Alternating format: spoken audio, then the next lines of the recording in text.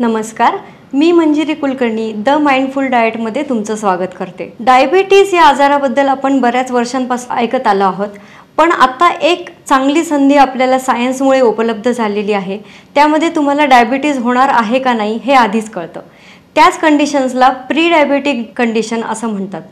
तर ही pre diabetic condition लक्षात आल्यानंतर याच्यावर तुम्ही चांगल्या पद्धतीने नियंत्रण मिळवून डायबिटीज होण्यापासून स्वतःला वाचवू शकता। तर आज आपण बघणार आहोत की प्री डायबिटीज कंडिशन्स कशी रिव्हर्स करता येईल। प्री डायबिटीज कंडिशन म्हणजे काय हे सगळ्यात आधी मी तुम्हाला सांगणार आहे। प्री डायबिटीज कंडिशन म्हणजे जनरली आपल्या रक्तातली साखर ही सकाळची जी साखर असते ती 100 पर्यंत असावी, परंतु प्री डायबिटीज कंडिशनमध्ये ती 120 पर्यंत 125 पर्यंत जाते। तर या प्री डायबिटीज कंडिशनमध्ये अजून एक मार्कर असा आहे की HbA1c म्हणजे रक्तातल्या लाल पेशींना चिकटलेली साखर। तर ही साखर जी आहे ती 5.7 ते 6.4 च्या दरम्यान असेल तर ती कंडिशन प्री डायबिटिक अशी मानली जाते। हीच साखर जर 6.4 च्या वर असेल तर तो माणूस डायबिटीज म्हणून गणला जातो। तर यामध्ये आता आपण हे बघणार आहोत की प्री डायबिटीज कंडिशन आपल्याला रिव्हर्स करता येते का। तर हो, यामध्ये सगळ्यात महत्त्वाचा रोल आहे आहार आणि व्यायामाचा। आहाराचं प्रमाण हे 80% नियंत्रणात आणावं आणि व्यायाम हा 20% ॲड करावा। तर ह्या दोन गोष्टी तुम्ही स्वीकारल्या तर तुम्ही प्री डायबिटीज म्हणजे स्वतःला डायबिटीज होण्यापासून नक्कीच वाचवू शकता। प्री डायबिटीज कंडिशनमध्ये घेण्यात येणारा आहार मी तुम्हाला आज सांगणार आहे। काही सवयी आपल्याला चेंज करायच्या आहेत।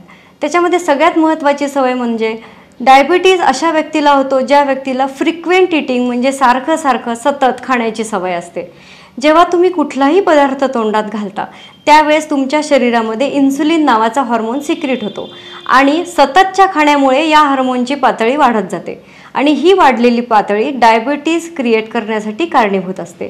त्यामुळे या इन्सुलिनवर आपल्याला नियंत्रण करायचं आहे। तर हे नियंत्रण मिळवण्यासाठी तुमचं फ्रिक्वेंट ईटिंग सारखं खाणं तुम्हाला कमी करायचं आहे। जनरली दिवसातनं 2दा किंवा 3 वेळेस तुम्हाला आहार घ्यायचा आहे। हा आहार काय असावा हे मी आता तुम्हाला सांगणार आहे।